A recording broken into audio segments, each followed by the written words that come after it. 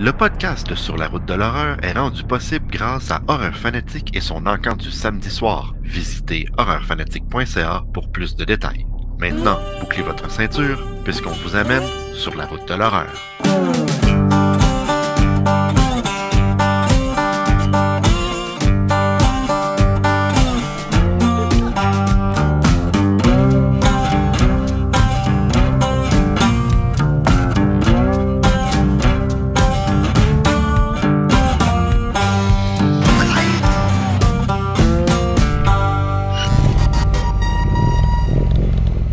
Bonjour tout le monde et bienvenue à ce 42e épisode de Sur la route de l'horreur. 42, on approche le 50 bientôt.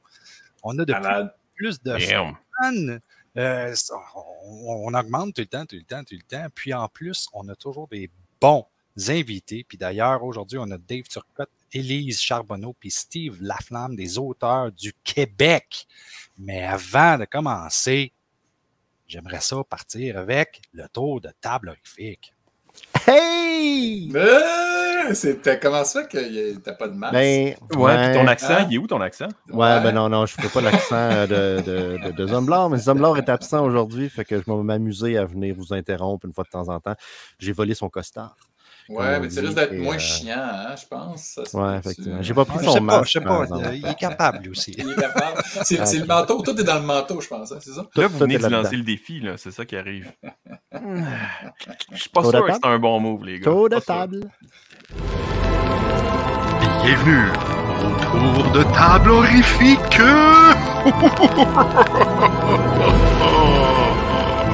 Cette semaine, tu sais, on est comme pogné un peu chez nous, on sort pas gros, on est confiné.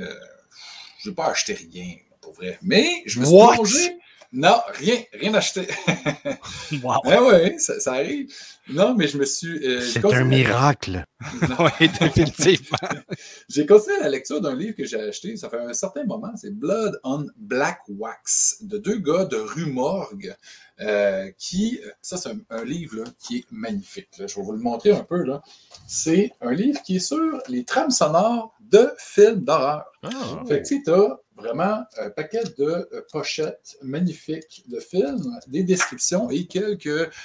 des fois, absolument, c'est des versions originales, des fois, c'est des rééditions, puis des fois, il y a des entrevues avec des compositeurs. Fait que c'est vraiment, vraiment le fun. C'est un must. C'est sur les éditions 1984. Ils font des super beaux livres. Michael Gingold, qu'on connaît tous pour Fangoria et dans Rue Morgue maintenant, Delirium.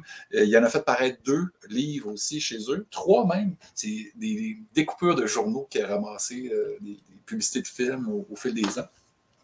Mais Rue Morgue, ben, vous savez que moi, je suis Rue Morgue, je suis un fan fini, j'écris pour Rue Morgue, tout ça. Puis le numéro du mois de janvier-février, je l'ai reçu il y a quelques temps, une semaine et quelques, je suis passé à travers au complet. Parce que j'adore ça, c'est génial. Puis là, ça faisait un bout que je n'avais pas été printé dans le magazine, des critiques à moi.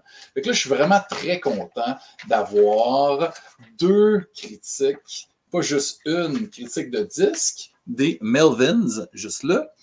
C'est comme petit comme texte. Comment tu fais pour écrire si peu, tandis que tu parles tellement? Ben, c'est la limite. C'est la limite c'est le nombre de mots qui est alloué. Il se donne le challenge, il écrit son post sur Twitter. Mais puis ça limite. Puppet Master, Memories, c'est quoi le nom déjà? Confession of a Puppet Master de Charles Band. C'est pour ça que tu l'avais reçu, le livre? Ou je l'ai acheté. Je l'ai acheté, puis je voulais le critiquer. Okay. Puis, j'ai réussi à avoir le PDF avant de le recevoir, parce qu'il était commandé sur Amazon. Fait que, voilà. Ma semaine, c'était vraiment... Félicitations pour les articles, c'est vraiment cool. Merci. Est-ce qu'il y a des liens pour les samples des musiques desquelles il parle? C'est un magazine en papier. Hein? Fait que, non, mais dans le sens, dans le livre que tu as acheté. Là-dedans, non. C'est un livre, encore une fois, au format papier. Oui, mais genre un lien, vous pouvez l'écouter à tel endroit. Spotify, ouais, ça se peut, ça existe. Excuse YouTube, That's fair. Guillaume, tu veux-tu y aller? Sure. Moi, j'ai reçu quelque chose que j'attendais depuis longtemps. Qu'est-ce que tu allais dire, Steve? J'allais dire, tu Tu peux prendre ta gorgée de whisky, pas de problème. Ah, c'est correct. Je vais en prendre tout le long du podcast. Donc, que je l'apprenne là ou plus tard, ça ne change pas grand-chose. C'est un livre que j'attendais depuis longtemps. C'est pas tout à fait horreur, mais vous allez comprendre pourquoi.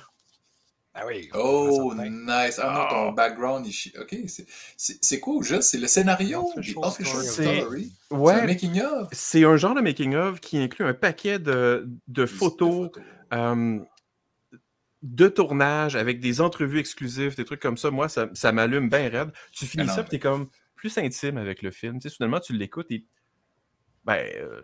tu enjoys le film pareil, même si tu sais comment il a été tourné, mais tu l'apprécies de façon différente. C'est comme un bon vin, tu sais. Donc, je suis très content d'avoir reçu ça. Est-ce qu'il faut New York? Je suis fier de toi parce que clairement, tu dégages un amour pour John Carpenter, le meilleur réalisateur de films d'horreur ever. Ben, le cinéma de genre, là, moi aussi, je suis vraiment avec lui parce que, tu sais, c'est tellement un grand... Il a touché à tout, là, de l'action, science-fiction, horreur, tu sais, même de la comédie. Il a même fait des biopics de Elvis. C'est un fou, ce gars-là, c'est un génie. Ben, moi, sur mon côté, j'ai fait des petites achats intéressantes. C'est mieux d'avoir un livre, hein, sinon tu vas être cheap. Non, écoutez, c'est vrai, on a j'ai pas acheté de livre cette semaine. J'ai acheté un film de Arrow, Reanimator. Nice. C'est un beau box set, ça. Un y a comme, méchant beau box set. 2 disques avec des éditions limitées, puis un unrated version, évidemment. Là. Je pense qu'il y a un livre dedans. Tu sais, je pense que tu peux te sauver. Il y a un livre. Ça marche. Ouais, ben voilà. Un livre. J'ai aussi un des très bons films de Wes Craven, The Last House on the Left. Un autre qui est une édition incroyable de Arrow. Lui aussi, il y a un petit livre dedans. Oui. Finalement, tu as acheté des livres, hein? Tu ne savais même pas. Oui, ça va pas, là, mais... tu es plus littéraire que tu pensais. Je suis fier de toi, Martin. Je suis un gros fan aussi de Phantasm. Oh oui, je l'ai aussi, mais il est vraiment cool. Ça, c'est-tu le coffret, ça, ou c'est... Non, c'est une vraie balle. Et qui est signée par Regis Bannister. Oh! Ouais, monsieur! Reggie Bannister, nice! Je niaise pas que la POC, mais... Avec la POC ou la balle? Mais lui, il était venu à Montréal ou c'était dans une convention? Non, j'ai été dans une convention. C'était au cinéma Wasteland. Puis Regis n'était même pas là. Sa signature était déjà dessus. Puis oui, elle est authentique en passant. Et j'aimerais ça parler... Tu n'as pas acheté ça cette semaine? Non. Non. Mais il fallait que le monde pareil. Je pensais que c'était une boule de Noël là, que tu fais accrocher. Oui, c'est ça, tu sais. Mais je l'ai pogné et je me suis arraché à la main parce que c'était piquant au bout. Mais j'ai aussi quelque chose à partager, mais ça a rapport avec cette semaine. C'est ceci. La collection de Hammer, pour ceux qui ont peut-être réalisé, qui sont amis avec moi sur Facebook, j'ai posté quelques films que j'ai regardés cette semaine, entre autres The Curse of the Werewolf, Night Creatures, puis Brides of Dracula. Je l'ai écouté aussi avec ma fille. Okay. Écoutez, ça, je l'ai pogné. C'est un Blu-ray de Universal qui contient tous les films. Et la restauration... non, de Universal. C'est Universal qui fait l'édition. C'est vraiment étrange. C'est Universal qui... C'est Universal qui ont fait ces films-là. Oui. OK. Et la restauration sur ces films-là, elle est incroyable. Si jamais vous voulez de la qualité pour des films de Hammer, ça vaut la peine. Nice. Attends une minute, tu as parlé d'écouter des films avec ta fille. J'ai de quoi à dire. Je suis très fier. J'ai écouté Ghostbusters 1 et 2 avec ma fille de 4 ans. Et après chaque scène avec des fantômes, ce qu'elle me disait, c'est « Je veux voir un autre fantôme! » J'étais comme « Je suis fier de toi. » 4 ans! Malade! Moi, je vais voir ça très vite. Il fait fret, fait que j'ai eu Jack Frost 1 Oh, et 2. chanceux! J'ai jamais vu Jack Frost. J'ai jamais vu le 2. Je savais même pas qu'il existait un 2, mais bon, voilà. Hey, donc, mais ça t'a-tu coûté cher, celui-là? Ouais, il était un petit peu cher. Comme 35$ chaque, ça m'a comme... Mais j'avais déjà le premier, le Vinegar Syndrome, fait que je vais le revendre. Non, je pense que Vinegar Syndrome a vraiment de meilleure qualité. Ouais, mais Martin, non, j'ai déjà le 1, j'ai juste pas le 2. Il n'existe pas à part la MVD. Hey, merci beaucoup à tout le monde pour le tour de table horrifique. Mais là, j'ai besoin que Christophe me fasse une bio de nos invités. À toi la parole! Ben là, c'est ça, ça n'arrive pas à chaque semaine qu'on a plus qu'une personne. Absolument, on a une personne, mais là, on en a 3. 3 invités spéciales littérature québécoise. C'est vraiment cool. Donc, petite bio rapide de chacun des invités. Les dames d'abord. Élise Charbonneau, qui est originaire de Laval, a étudié dans le cinéma, elle a travaillé dans quelques années dans ce domaine-là, mais maintenant, elle est maman de 2 enfants et autrice de romans épeurants. Elle a fait paraître 4 romans, dont Le Corridor en 2016, Le Corridor 2 en 2018, publié sur La Plume d'Or, Un pied dans chaque tombe en 2018 aussi, le roman La Prison 2021 sur les éditions de l'Apothéose, puis a aussi participé à une anthologie qui s'appelle Il était 7 fois. Il était 7 fois, plutôt. Donc, voilà pour Élise Charbonneau. Ensuite, on a Steve Laflamme, qui est natif de Saint-Félicien, au Lac-Saint-Jean. Puis là, je voulais le mentionner parce que moi, je suis du Saguenay. Donc, tu sais, c'est comme mon cousin. Là. Fait que ça, c'est cool. Il est prof de littérature. C'est un jumeau. Ben, c'est ça, exact. Là, puis, donc, là, tu peux tout déphaser. Il est prof de littérature au cégep de Sainte-Foy et il est auteur de thrillers. Donc, on va parler d'un trio de polars assez noirs qui a fait paraître, qui mettent en vedette l'enquêteur Xavier Martel, qu'on retrouve dans Le Chercheur d'âme, publié en 2017, Sous un ciel d'abîme, publié en 2019, et ma femme est bibliothécaire, elle m'a amené ce livre-là cette semaine, Sans la peau, qui a été publié en 2021. J'ai lu le premier chapitre, ça commence bien, assez tordu. Donc, les 3 ont été publiés aux Éditions de l'Homme et aussi fait paraître dans la série Les Contes interdits, les éditions ADA, qu'on connaît, hein, de M. Godbout, n'est-ce pas? Donc, les livres Peau d'âne 2019, Barbe bleue 2021 et Cam policière sans limite aussi en 2021. Mais pour Steve Laflamme, ça a commencé en 2009. Premier livre paru en 2009 qui s'appelait Récits fantastiques québécois contemporains, qui était une compilation d'auteurs québécois, dont Michel Tremblay, des nouvelles, une douzaine. Puis Steve signait un dossier d'analyse sur le genre. Donc ça a commencé là. J'aimerais ça qu'on en discute un petit peu plus tard. Et finalement, Dave Turcotte-Lafont, qui est instructeur de combat civil de type MMA dans la vieille capitale, je crois, hein, selon mes recherches, et auteur auto-édité de romans d'horreur et post-apocalyptiques. Donc, on parle des livres You, tu meurs, l'Urbex de l'horreur, publié en 2020, la série aussi des B219. Donc, il y a 3 livres de cette série-là. Ensuite, le recueil maudit, vous avez peut-être entendu parler de ça sur Horreur Québec, donc qui est une anthologie où il y a 50 auteurs, dont Jonathan Reynolds, il y a Élise, il y a Dave aussi, qui ont des histoires là-dedans, puis ils ont ramassé de l'argent pour une œuvre caritative, on en parlera tantôt avec Dave, il a ramassé, je pense, 14 000 $, c'est quand même très, très cool. Tous les profits sont allés à cette œuvre-là. Et là, ils viennent d'annoncer le recueil Maudit 2, qui va sortir le 1er novembre. Encore une cinquantaine d'auteurs, dont Dave, Élise, Steve et même Yvan Godbout et Patrick Sénécal.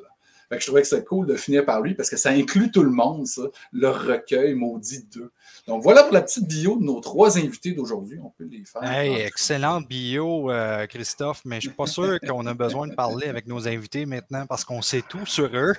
Là, c'est une bio. Là, salut, hey, Dave, salut. Merci d'être sur le show. Comment ça va? À bientôt. Ça va bien. Ça va très bien. Ça va très bien, ça aussi. 42e épisode. Hey, écoutez, pour commencer, j'aimerais qu'à tour de rôle, vous m'expliquiez comment votre passion pour l'écriture a débuté et pourquoi vous avez choisi le style horreur thriller psychologique. Je vais commencer avec Élise, ensuite Dave puis Steve, s'il vous plaît. Ah, OK. Ben, c'est moi qui commence. Passer la glace. Moi, j'ai commencé à écrire... Je détestais les livres. Au secondaire, j'ai essayé ça pour mourir. Parce qu'on me faisait lire, c'était plat. J'ai essayé ça pour mourir. Puis ma mère m'a fait lire Stephen King. J'ai commencé à aimer ça. Puis après ça, je suis tombée dans le Patrick Sénécal. Je suis tombée en amour. Puis, quand je tombe enceinte de ma fille, ça allait pas bien, je ne pouvais plus rien faire. Puis là, ma mère m'avait dit, écris donc un livre. Fait que j'ai ri d'elle un peu. J'ai dit, ben, jamais de la vie, je fais jamais ça. Je suis pas capable de faire ça, écrire un livre. Puis elle m'a dit, essaye, tu me diras que tu seras pas capable après. Fait que j'en ai écrit un. C'était le corridor. Puis si je fais de l'horreur, c'est parce que moi, je fais beaucoup de cauchemars. Puis je m'inspire de ça pour faire mes livres. Oui. Cool.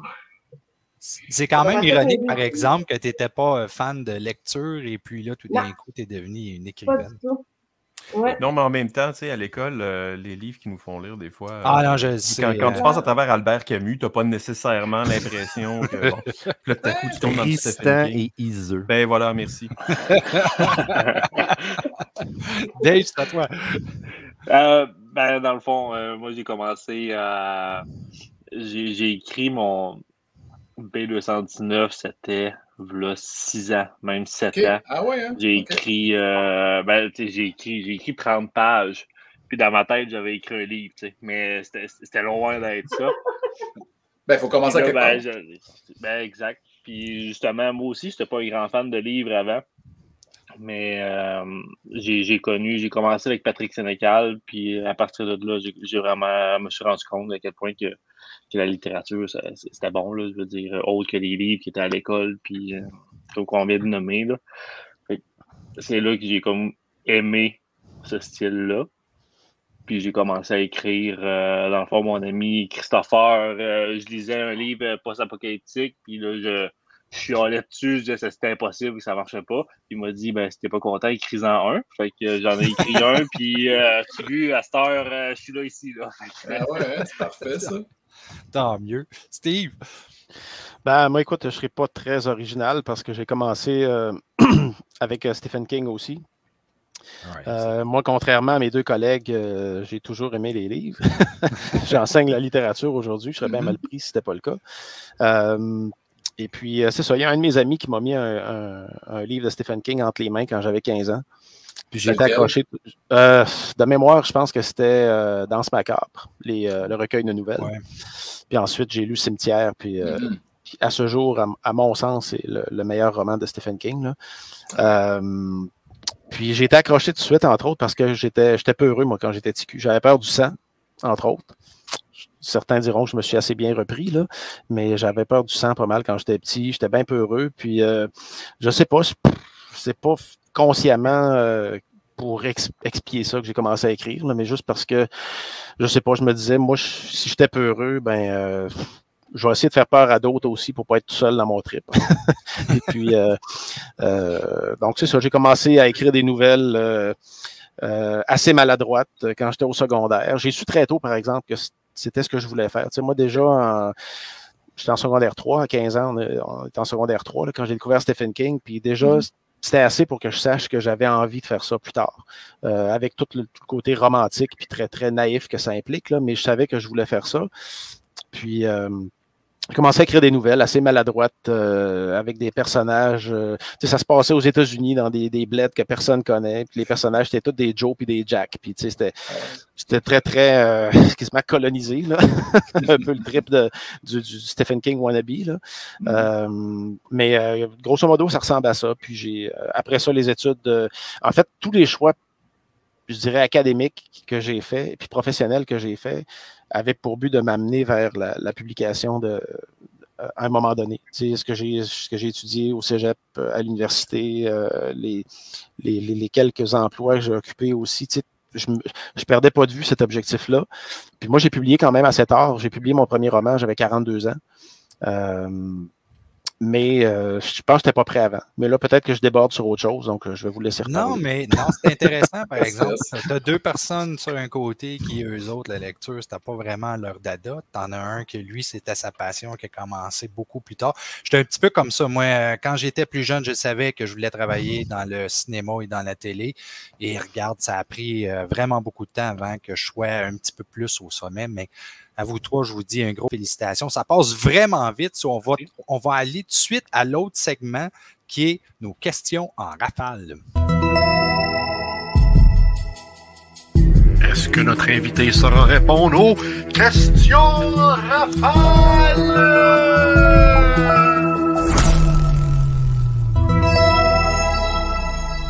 Comme disait Steve tantôt, les questions en rafale sont basées sur des choses qui sont sur vous. J'ai fait quelques petites recherches.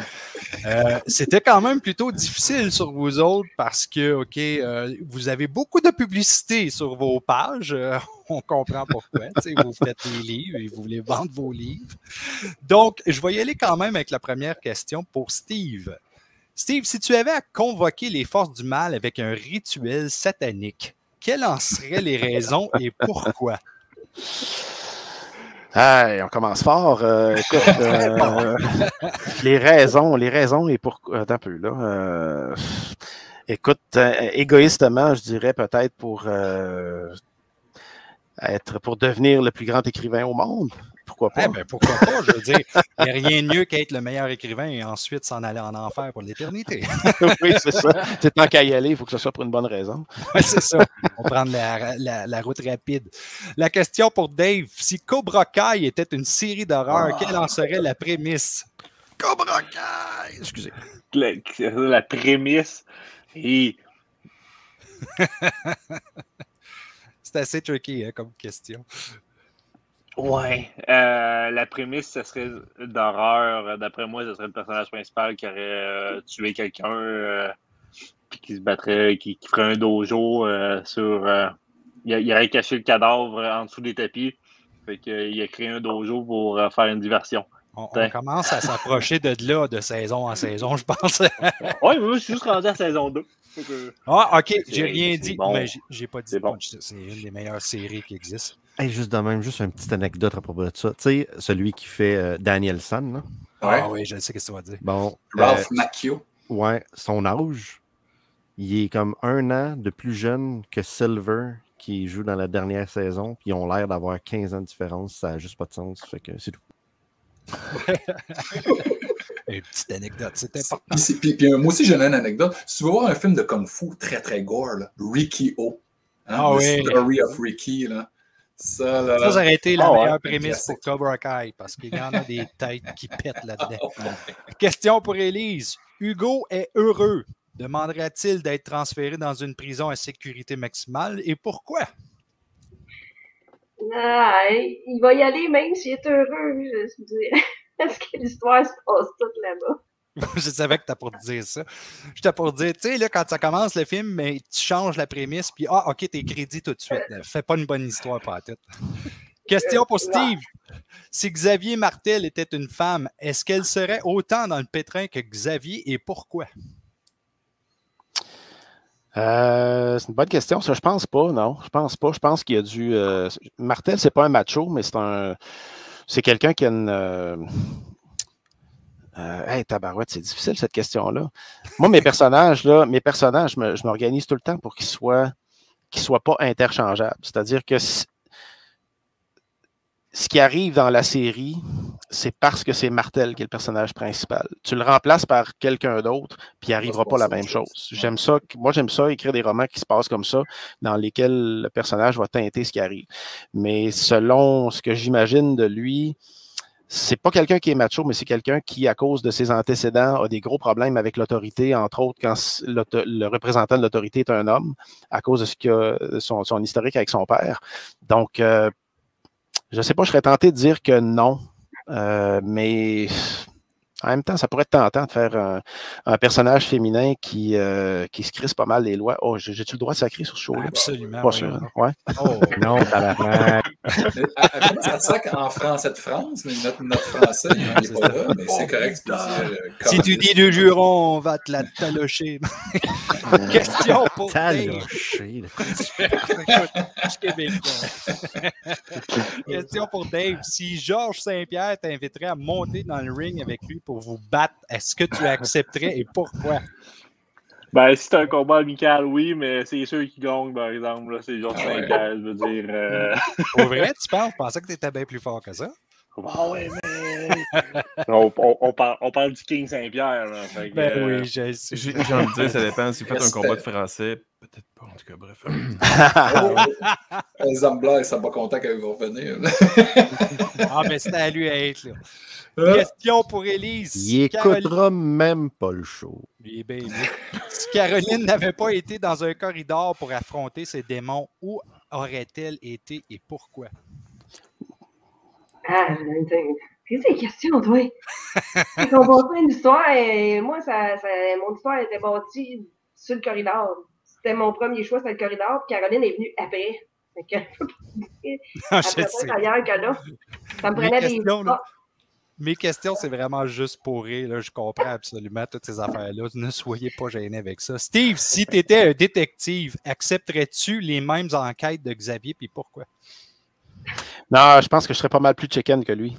Ouais. Entre autres, dans le troisième, aller se frotter à la mafia russe montréalaise, pas sûr que je jouerais dans ces plates-bandes-là.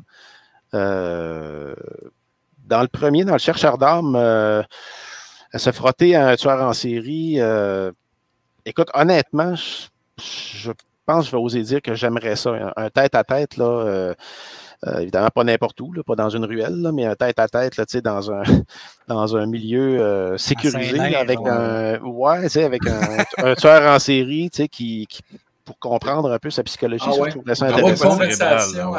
Moi, je trouverais ça super intéressant. Mais je pense que je serais trop chicken pour aller jusqu'où lui il va. Côté-là, ouais. Dave, l'un de tes livres obtient le statut du livre le plus vendu au Québec. Est-ce que tu te pèterais les bretelles en te vantant sur les réseaux sociaux? Non, vraiment pas.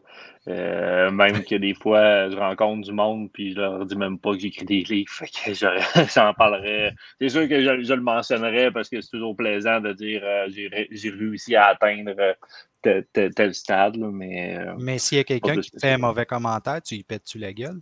Je casse au moins 3-4 doigts. Question pour Élise. Comme Creating Duke dans Jason. Ouais, c'est ça. Question pour Élise. On te kidnappe et ensuite on te menace d'écrire le livre le plus horrifique de ta vie. Quelle est la prémisse et pourquoi? Le plus horrifique? Le plus horrifique. Ça c'est top parce que tous les écœurants que j'ai écrits, c'est pas mal la prison. Là. Mais... Programme politique d'Éric Duhem, non? Non. Mais je veux pas t'oser d'affaires que j'ai écrites dans la prison, mais je suis pas sûre que je suis capable d'aller pire que ça, honnêtement. OK, ben c'est bon. C'est une bonne réponse pareille. Steve, on perçoit un côté humour noir dans tes œuvres. Est-ce que c'est créé de A à Z ou est-ce que ça se peut que ça vient de toi, ça? Ah, c'est clairement moi. Ceux qui me connaissent savent que c'est moi, là, les réparties de Xavier Martel, puis de l'humour noir, pas tout le temps correct, là. C'est clairement moi, ça. Je m'en doutais pas mal. L'humour qui rend mal à l'aise un peu, l'humour qui rend les collègues mal à l'aise autour, là, c'est pas mal moi, ça. C'est parfait. Ouais. Petit rire jaune. On aime ça. Dave, on t'offre un emploi en tant que photographe, mais tu dois laisser tomber l'écriture pour le faire. Est-ce que tu acceptes? Non, je n'accepte pas. Non? J'aime la photographie, là, mais c'est sûr, plus pour le plaisir de temps en temps. Là, mais non. J'aime beaucoup trop écrire. Considérerais-tu un jour faire un photoroman? Un photoroman? Pourquoi pas? Malade. Non, mais c'est un art jumelé tes deux passions. Mais c'est vrai. Ce que j'écris, c'est un petit peu... il y a un petit peu des cadavres, là, mais ça serait quand même un beau il y a un public pour ça, man. Ah ouais, non, un photoroman avec des cadavres, ça peut être bon. Ah ouais, non, moi j'achète, c'est sûr. Élise, tu rencontres Stephen King sur la rue, puis il dit avoir lu un de tes romans. Est-ce que... C'est quoi ta réaction exactement? Ben, j'essaie de ne pas perdre connaissance, premièrement. Mais je sais pas, j'oserais-tu lui demander s'il aimait ça? Je sais pas. Oui, parce que un commentaire de lui peut frapper direct au cœur si c'est pas bon. Oui, c'est ça. J'hésite. Mais non, c'est sûr, s'il dit la prison, c'est sûr qu'il va me faire des bons commentaires. Steve... S'il m'en parle, c'est parce qu'il aimait ça. Ben oui, ben s'il l'a lu, hein, ça donne bien. Steve, tu dois aller sur une île déserte puis tu peux amener seulement un livre. Lequel amènes-tu? Ouais, c'est une question qui est souvent ingrate, ça, mais moi, j'ai eu l'occasion d'y penser pas mal. Puis mon livre préféré à vie, c'est La Griffe du chien de Don Winslow, qui n'est pas un livre d'horreur, là, c'est un thriller, mais c'est solide. Il n'y a pas beaucoup de livres dans ma vie qui m'ont, j'oserais dire, qui m'ont jeté sur le cul là, pour le style, pour l'impact que ça va avoir dans ce que j'écris après. Là. Puis ça, c'en est un. C'est un roman que j'ai découvert il y a 5-6 ans à peu près. Là. Ça a une quinzaine d'années. Puis Winslow, c'est un auteur extraordinaire qui a écrit une trilogie sur les cartels de drogue mexicains. Puis c'est 22 ans de recherche dans sa vie, je pense. Puis c'est quelqu'un qui vit à San Diego, pas très loin de la frontière mexicaine. Donc, il sait de quoi il parle. Il y a beaucoup, beaucoup de contacts. Puis ce qui est assez effrayant, c'est que dans ce livre-là, c'est un roman de 825 pages. Là, c'est quand même costaud. Ouais. Puis la plupart des choses qu'il raconte dans ce livre-là sont arrivées pour vrai. Là, puis c'est intense. Là. C'est très intense. Là. Les cartels mexicains, là, c'est pas les petits vendeurs de billes dans le cours d'école. C'est comme Sicario là, de 2009. Là, ça fesse. Là. Oui, les Mexicains, ils niaisent pas trop avec ça. S'il faut qu'ils râpent une jambe jusqu'au tibia là, pour te passer un message, ils le font. Là. Ça répond un peu à une question que moi j'avais pour vous trois qui était c'est quoi le livre que vous aimeriez avoir écrit? Dans le sens de n'importe quel écrivain, le livre que vous faites comme ça, moi j'aurais aimé ça écrire ça. Ben, ça dépend des raisons. Si tu veux vendre, c'est la Bible. Fair enough. Même aujourd'hui, je sais pas. Ouais, écoute, c'est le livre le plus vendu, là, mais sinon, je sais pas. Là, voulez-vous répondre avant moi, Dave, Élise, le temps que j'y pense un peu? Moi, ça serait plus une série télévisée que j'aurais aimé avoir écrite, c'est iZombie. C'est tellement bon. Ah, j'adore cette série-là, oui. C'est bon choix, je trouve. C'est mon genre, avec plein de petites histoires dans une histoire. J'aurais aimé ça, avoir écrit ça. C'est mon genre. Moi, je pense que ce serait Le Silence des agneaux. Ah ouais, c'est pas tant bétail, là, comme ça. Ouais, c'est ça, c'est pas tant une histoire de vente ou ça n'a rien à voir avec les chiffres, avec l'argent, mais c'est que ça a tellement influencé toute une génération, ça. Vous le savez plus que moi, probablement. Là, autant au cinéma qu'en littérature, là, le nombre de références au Silence des agneaux, c'est hallucinant. Là. Moi, je l'enseigne à mes élèves depuis une dizaine d'années. Puis, c'est les personnages. La force de cette œuvre-là, c'est les personnages. Là, tu trouveras jamais je pourrais écrire là, 24 heures par jour, puis je réussirais jamais à créer un personnage aussi spooky là, qu'Hannibal Lecter, là, puis aussi original, aussi charismatique, aussi original.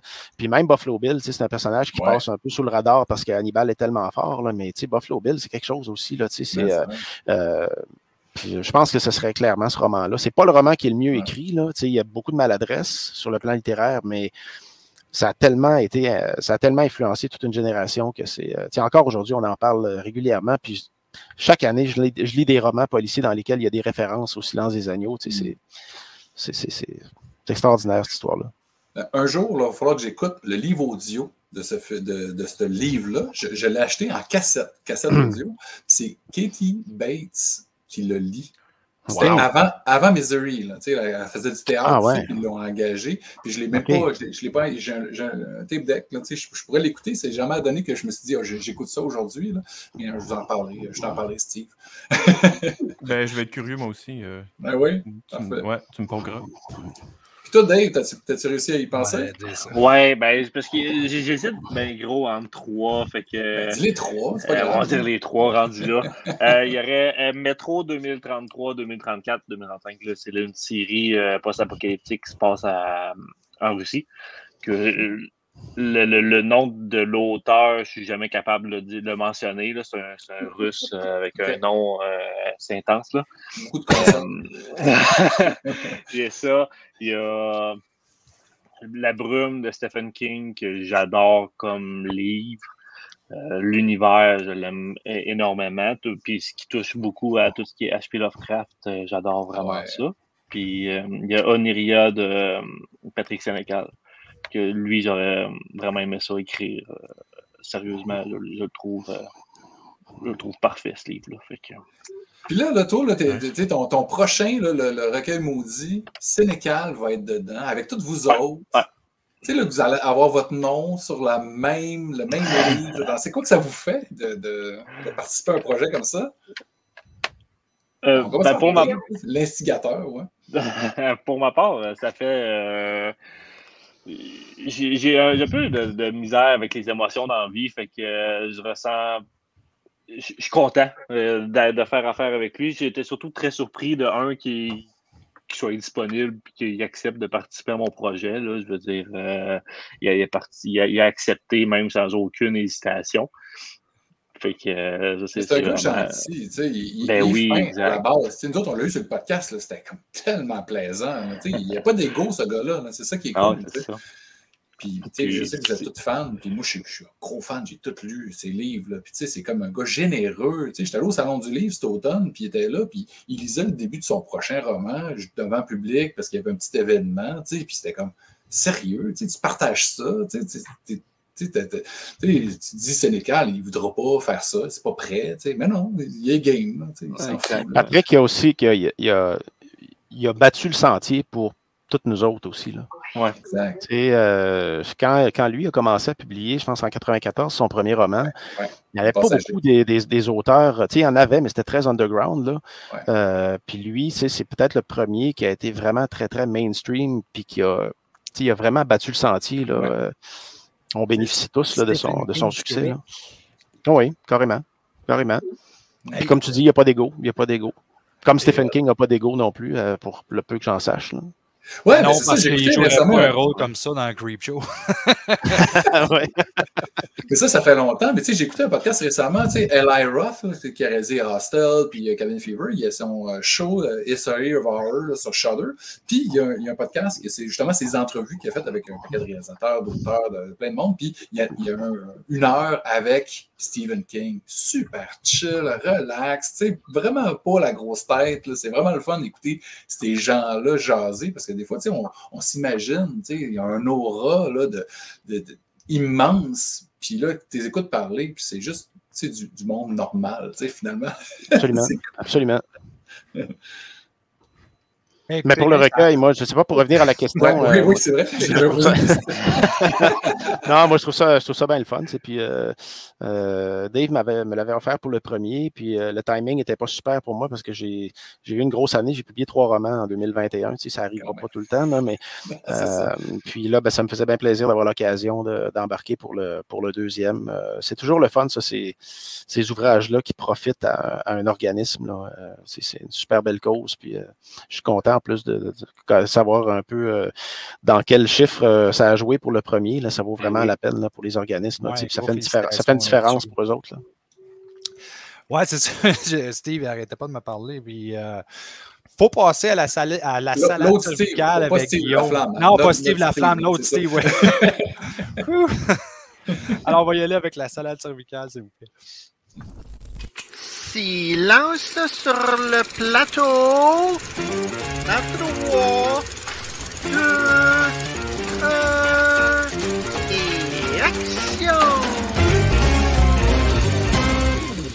C'est tout à toi, Guillaume. Ben, merci. Cette semaine, j'aimerais ça. Cette semaine, j'aimerais ça qu'on parle d'un film que beaucoup d'entre vous avez vu, qui est Nightmare on Elm Street 2. Freddy's Revenge. Ben oui. Bon. Là, je ne sais pas si vous l'avez vu récemment. Moi, je viens de l'écouter là pour la première fois. Pour faire une petite histoire encore plus courte, j'avais jamais vu aucun Freddy au complet, à part Freddy vs. Jason, qui compte plus ou moins, qui était super sympathique, mais qui compte plus ou moins. J'en avais jamais vu un. J'avais vu des... qui compte plus ou moins. Ben, il est bon, là, Freddy vs. Jason. Non, mais je dis pas qu'il est pas bon, mais c'est un mash-up. C'est comme Predator vs. Alien. Est-ce que ça rentre vraiment dans... Non, mais dans le sens, est-ce que ça cadre vraiment dans la série d'un film? En tout cas, bref. On pourrait argumenter longtemps. Oui, c'est ça. Je ne veux pas étirer mon temps. Pour faire une petite histoire encore plus courte, j'ai eu le bonheur d'écouter pour la première fois le premier Freddy il y a quelques mois avec Martin en tournage de Sur la route. On était en tournage, je pense, à Toronto. Je ne me souviens plus dans quel coin. Puis on a écouté le premier film, assis tous les deux dans un lit très tard la nuit. Donc, et j'ai beaucoup aimé. Et là, je me suis tapé le deuxième. Donc, je veux qu'on en parle. Merci. Parce qu'il y a beaucoup de sous-textes dans ce film-là. Et je veux en lister quelques-uns qui sont particulièrement intéressants pour moi. Le premier, c'est parler des deux bookends, en fait, du film. Donc, il y a deux scènes. Le film ouvre et ferme sur des scènes qui sont un peu miroirs l'une de l'autre ou qui se répondent un peu une et l'autre. Et dans les deux cas, c'est les jeunes. Bon, d'ailleurs, c'est pas clair quel âge ils ont. Parce que le fait d'avoir un autobus scolaire implique le secondaire. Et franchement, ils ont tous l'air d'être à l'université. Et quand le personnage principal rentre dans un bar, il se fait donner une bière, le gars sourcille même pas. T'es comme... Je sais pas enfin, bref, on y reviendra. Mais le film ouvre et ferme sur deux scènes avec des autobus scolaires qui mettent la vie des gens en danger. Et pour moi, ça, le message est très clair. C'est un message clair pour dire ce n'est pas sécuritaire de se déplacer dans un véhicule motorisé sans ceinture de sécurité. OK. Je pensais que c'était fuck the school, tu sais. Non, tu vois, peut-être, mais c'est ça. Donc, c'est un sujet qui était relativement chaud dans les années 80 parce que la ceinture de sécurité n'était pas obligatoire dans les voitures jusqu'à un certain point et éventuellement, c'est devenu obligatoire à peu près comme quelques années plus tard. Donc, pour moi, ça, c'était un sujet qui était dans l'air. Okay. Maintenant, le deuxième sous-texte est un petit peu plus obscur. Il y a une scène, à quelque part dans le film, pendant laquelle la famille est toute dans le salon. Et là, soudainement, il est question de la cage avec les oiseaux dedans. Et on n'a pas vu les oiseaux à aucun autre moment dans le film, et on s'en calisse solide et on ne les reverra plus jamais. Mais dans cette scène-là, on voit les oiseaux qui font un cas d'exorcisme avant de finalement sortir de la cage, attaquer la famille et spontanément exploser. Alors, le message est clair, c'est une mise en garde. Okay. C'est une mise en garde contre les maladies transmises par les oiseaux. C'est pour dire, faites attention aux oiseaux. Et c'était prophétique, parce que plusieurs années plus tard, on a eu un paquet de grippe aviaire et de maladies transmises par les oiseaux. Donc voilà, ça c'est le deuxième sous-texte que je trouve super important. Maintenant, l'autre affaire. Il y a une scène pendant laquelle Freddy fait bouillir l'eau de la piscine pendant un party. Ce party-là avait l'air freaking épique, d'ailleurs, avant que la bordel pogne. Just saying, tu sais. Je veux dire, quand tu débarques avec une brouette remplie de bière, tu fais comme, bon, le party pogné, ça a l'air chill. Maintenant, ça aussi, le message est clair. Les produits chimiques dans les piscines, ça brûle la peau, c'est pas bon pour la santé, c'est pas bon pour l'environnement. Le film est rempli de mises en garde comme ça. Le prochain, je vous parle d'un truc qui est super à risque. Sérieusement. Le sport.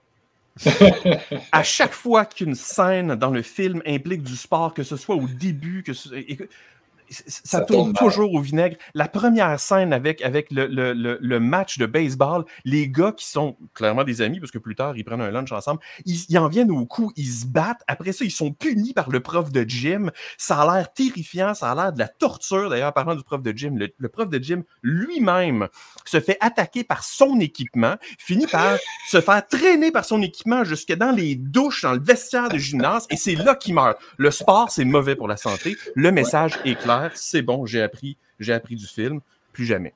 Maintenant, je suis complètement d'accord avec toi, vraiment. Là. Le prochain sujet, c'est de quoi qui a rapport avec une grosse pénurie qui apparemment existait en Californie dans les années 80 et je n'étais pas du tout au courant. Donc, en écoutant le film, ça a soulevé une curiosité et c'est comme un choc. Donc, on parle ici de la pénurie de boutons sur les chemises. Quand tu écoutes ce film-là et que tu vois tous ces gens qui se promènent la chemise ouverte, clairement, il y avait une pénurie. Écoute, c'est carrément alarmant, là. C'en est terrorisant. Attends une minute. Tu nous parles de toutes sortes de contextes, mais là, tu vas-tu nous parler du sous-texte homosexuel dans le film? Non. Pourquoi? Non. Ah, mais il y a un documentaire là-dessus. Oui, parce que je veux vous parler des sous-textes. Et quand tu écoutes ce film-là, l'homosexualité, c'est écrit au crayon feutre, mur à mur, dans tout le film au complet. Ça qualifie pas comme un sous-texte, ça qualifie comme le message principal du film. Okay, voilà. Maintenant, après toutes ces blagues-là, j'ai en fait une théorie. Je n'ai pas beaucoup aimé le film, parce que pour plusieurs raisons, techniquement et scénaristiquement, il est un peu décousu. Puis à la fin du film, j'ai fini par faire comme, OK, il y a une série de scènes qui n'ont aucun rapport, qui ont l'air garochées là. Et à un moment donné, ça a fait comme, ah, mais attends une minute. Ce contexte-là de scènes très symboliques qui sont insérées à quelque part dans une histoire qui n'ont pas l'air de fitter là-dedans, c'est extrêmement onirique. Et dans un film qui parle de Freddy, qui attaque littéralement avec des cauchemars les gens, je vous soumets la théorie que le film lui-même est un cauchemar qui est projeté vers le spectateur. Il n'y a rien qui fait du sens dedans. T'en sors avec comme une impression messed up de cossins fucked up qui n'ont pas l'air de fitter. Et ça redeem un petit peu le film. Somehow, je trouve que ça lui redonne un petit jalon de « Ah ben, vu de même, pourquoi pas? » C'était ma salade cervicale. Ben, bravo. Très bonne salade. Très gros détail. Je m'attendais vraiment à ce que tu y ailles avec le contexte. J'ai absolument rien compris. Ah oui, toi, ça ne m'étonne pas en tout. Hey, écoutez, on va revenir avec les invités. Non, mais il y avait la question que tu n'avais pas posée tantôt. Il a fallu couper un peu les questions en rafale. Freddy ou Jason, notre question classique. Est-ce que chacun des invités, vous avez un préféré entre Freddy ou Jason? Moi, c'est Freddy. Yes. Bon choix, Dave. Moi aussi, je pense. C'est bon, Steve. 3 Freddy? Ouais. Ça donnait vraiment bien avec ce que Guillaume vient de parler. C'est vraiment génial. La scie mécanique de Jason, c'est pas bon pour l'environnement.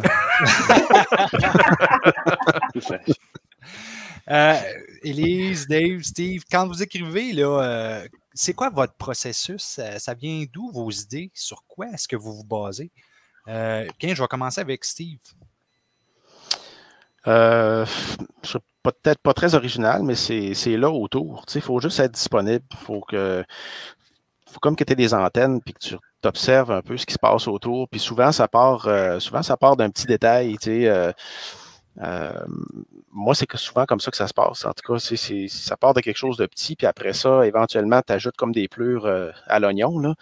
Mon roman Sans la peau, par exemple, la scène d'ouverture, ça part d'un fait divers que j'avais vu dans le journal en 2014.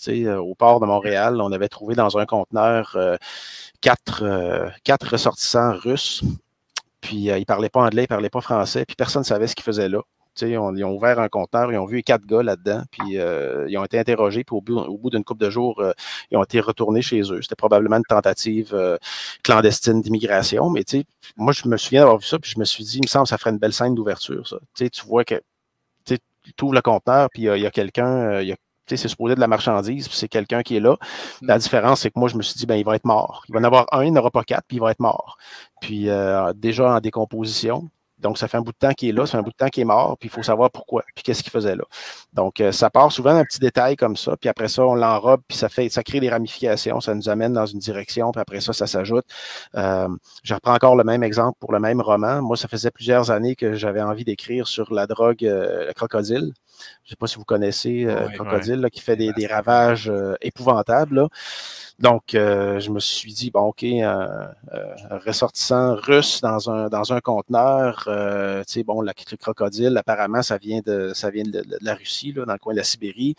Donc, il y a comme 2 univers là, qui peuvent se rejoindre ici. Puis là, la mafia russe montréalaise se greffe à ça parce que forcément, si tu parles de ça dans le coin de Montréal, il y a une bonne occasion d'intégrer la mafia là-dedans. Donc, c'est plein d'éléments qui vont se greffer les uns les autres comme ça, mais ça part toujours d'un... Il faut être opportuniste. Des fois, être opportuniste, c'est un défaut, mais quand on écrit, il faut être opportuniste. Il faut être capable de voir telle affaire, de voir que telle chose, OK, ça, il y a moyen de récupérer ça. Dans la rue, chez nous, à un moment donné, il y avait une vieille Chevrolet Caprice rouillée. C'était impossible de savoir quelle couleur elle était à l'origine, tellement il y avait de la rouille dessus. Puis je me suis dit, OK, ça, c'est un char de... Il faut que je mette ça dans un roman. Il y a un gangster cheap là, qui a un char comme ça. Là. Donc, ça part... Moi, dans mon cas, ça part de petits détails comme ça. Là. Ça revient un peu au vieux dicton « Life is stranger than fiction ». Ben oui. Donc, tu regardes autour de toi, puis tu ramasses des éléments qui viennent de là. C'est intéressant. Puis c'est ça, tu sais. Puis des fois, il y a des choses... Moi, je dis toujours à mes élèves, tu sais, je raconte toujours... à un moment donné, il y avait un fait divers que j'avais vu il y a plusieurs années dans un bar, tu sais, aux toilettes. Là, il avait piné ça sur un babillard, tu sais, d'un gars qui jouait au golf, puis il a envoyé sa balle dans l'eau. Il a pogné les nerfs, il était en crise, il a pris son sac, il l'a garoché dans l'eau, puis il s'est rappelé que ses clés de char étaient dans le sac. Donc, il a plongé, puis il s'est noyé. Moi, je dis à mes élèves, moi, je mets ça dans un livre, puis on va me dire, voyons. Mais tu sais, c'est ça. Élise, toi? Ben, moi, c'est sûr que c'est... La plupart de mes histoires, je m'inspire dans mes rêves, surtout mes cauchemars que je fais. Mais c'est un peu aussi comme Steve, ça peut être une phrase que quelqu'un va dire, une personne que tu croises dans la rue. Souvent avec mon chum, on s'assoit dehors, puis on cherche une idée, mettons, pour une nouvelle pour Dave, là, tu sais, exemple. On se garoche un paquet d'affaires, puis tu viens qu'à passer à d'autres choses, puis même des fois, on dit des niaiseries qui n'ont aucun rapport, mais ça fait allumer sur une autre affaire. Puis, comme le projet Cool aussi, que je vais participer pour l'année. Ça, c'est en ouvrant les nouvelles le matin, j'ai vu quelque chose, ça fait OK. J'écris ma nouvelle à cause de ça. Ça peut être n'importe quoi, vraiment. Mais comme les cauchemars.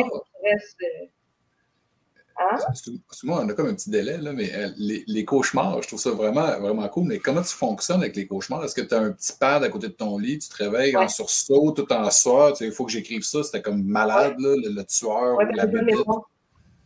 Ouais, j'ai pas de mémoire, fait que j'ai mon petit livre à côté de mon lit. Mais c'est rare que quand je me lève le matin, je me rappelle vraiment de mon cauchemar au complet, les détails de tout le monde qui était là, tout ce qui est arrivé, puis ça a commencé comme ça. Puis, mais des fois, il faut juste écrire tout de suite parce que sinon je les cherche puis je m'en rappelle plus. Mais je prends pas de cherche, je les écris tout. Comme tout bon auteur. Ça peut servir. Comme la prison, ça a commencé avec un rêve. La partie du sous-sol, c'est le rêve que j'ai fait. Ça n'a pas de bon sens, mais c'est ça pareil. J'ai modifié un peu, je joue avec, c'est sûr. Comme le corridor, tout ce qu'il y a derrière les portes, c'est des cauchemars que j'ai faits. Puis encore là, j'ai modifié, puis j'essaie d'adapter un peu. Là. Ben, c'est bon savoir, ça. Non. Dave? Moi, pour ma part, c'est pas mal... tu sais, comme, mettons, ma série post-apocalyptique, ça se passe dans le Bas-Saint-Laurent, vu que je viens de Trois-Pistoles, une petite ville dans le Bas-Saint-Laurent. Ah ouais, tu viens de Trois-Pistoles, ok, cool. Ouais. Puis, je vois chaque année. Ah, ouais? Ouais. Puis, dans le fond, c'est ça. Fait que ça se passe à Rivière-du-Loup, de base, le premier livre. Puis là, ils vont se rendre... moi, mon but, c'est qu'ils se rendent jusqu'à Matane. Il va se passer de quoi là-bas. Fait que dans le fond, moi, j'invente du point A au point B là, avec mes connaissances un peu dans le milieu de la survie, puis du combat et de tout ensemble. Là. Fait que là, je mets ça ensemble, puis je fais un mix. Là, je veux dire, j'invente au fur et à mesure. C'est ça qui est le fun avec du post-apocalyptique. Je crée littéralement un monde au complet, puis je fais ce que je veux avec. Là. Fait que, puis mon livre, YouTuber, c'est beaucoup plus sur la psychologie de l'être humain, surtout sur les réseaux sociaux. Pour ça, c'est une gang de youtubeurs qui font des trucs. Puis c'est beaucoup sur comment est-ce que l'être humain réagit dans telle et telle situation. Puis le méchant en tant que tel, lui, il prend ça vraiment à cœur. Fait que il essaye de faire des affaires au monde en sachant qu'il va dire oui, mais il dit non. Parce que c'est compliqué, là, mais c'est tout mental. Là. Ouais. Alors, vous demandez tantôt, contez-nous une anecdote, n'importe quoi, si ça a rapport avec la littérature, évidemment. Avec vos fans. Ouais, ces genres de choses-là. OK, on va commencer avec Dave. On va commencer avec le thème, en fait, Martin. Ah oui. Anecdote, c'est le temps de l'anecdote.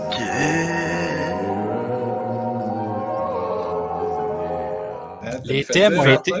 Les faisait thèmes ont longtemps. été créés par Steve, il est très fier, il veut les montrer. Je m'en ai dit, ça faisait longtemps qu'on t'avait pas vu, Steve, dans le show. Je pense que c'est comme si tu brûlais là, du désir de revenir. Je cherchais une joke pour la fin plate pour remplacer Zombie. Oui, J'ai c'est de la ça. misère. D'en trouver une avec la littérature, c'est pas facile. Il y en a plein d'autres, là, genre... Il faut la trouver très plate. Genre, qu'est-ce qu'un fusil dit à un revolver qu'il trouve beau, là? Genre, pow, tchika, pow, pow. Mais c'est pas horreur. Ah non, c'est pas bon. Wow. Ben, si tu peux nous dire ton anecdote, Dave, pour qu'on oublie qu'est-ce que lui a dit. Ça serait bon. C'est sûr que si c'est juste littérature, j'en ai pas vraiment d'anecdotes drôles. J'en ai pas encore vécu en tant que tel.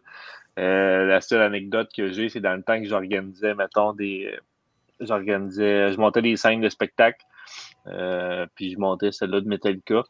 Oh, quand même. Puis dans le fond, avant qu'eux aillent jouer leur pratique, nous, on était là, puis on regardait le stage, puis on s'assurait que tout était correct. Puis moi, je parlais avec un gars, puis je parlais en anglais, je parlais de poutine, puis on jasait de n'importe quoi, puis je disais vraiment beaucoup de marde. Puis c'était le chanteur de Metallica à côté de moi, puis je l'avais même pas rendu compte, c'était lui, tu sais. Fait que là, quand on va dire, OK, c'est le temps de Metallica d'aller jouer, puis moi, là, nous autres, fallait qu'on sorte, puis lui, il sortait pas. Puis là, je disais, pourquoi ils sont pas, lui? Ah, c'est le chanteur. Oh non! C'était pas mal ça. C'est pas mal ça l'anecdote que j'ai. Puis il a rien dit, il est resté. Non, lui, il était là, puis il jasait avec moi. Là, puis il s'est comme rendu compte à la fin que j'ai allumé que c'était le chanteur. Là, puis là, il m'a comme souri. Là, il a trouvé ça drôle. Là, mais wow! Ça a probablement fait son affaire. All right, les m'écœurent pas. C'est ça. Élise? Ben, moi, une anecdote pendant un salon à Trois-Rivières. J'ai le corridor ici. Pour donner une idée, là. Il y a une madame qui a vu ça. Puis là, elle me regarde, elle dit, oh mon Dieu, ta page couverture m'interpelle. Je dis, OK. C'est ce que tu es ouverte d'esprit. All right. Qu'est-ce qu'elle va me compter? Garde-toi, vas-y. Fait que là, elle se met à me compter qu'elle est allée en psychiatrie, puis il y avait un esprit qui était rentré dans son corps. C'est à cause de cet esprit-là qu'elle est allée en psychiatrie qu'ils ont découvert qu'elle avait un cancer. Fait que finalement, l'esprit, ben, il l'a sauvé à la vie. Puis, une histoire pendant 1 heure de temps pour me faire dire après ça qu'elle est allée dans une chambre bleue pour communiquer avec les esprits. Puis, une méchante affaire, ben, écoute, je suis allée. J'étais tellement intriguée que je suis allée dans une chambre bleue. Puis, ben, j'ai écrit un livre avec ça. Fait que comme rester, il faut rester ouvert. Ouvert tout ce que le monde nous dit, on prend des infos, puis des fois, on sait pas. Ça peut inspirer. Ben, observation, c'est Ça a bon. été lourd, mais ça a valu à terme. Et voilà. Steve? Ben, c'est drôle parce que... C'est drôle parce que moi aussi, ça a rapport avec ma couverture, la couverture d'un de mes livres.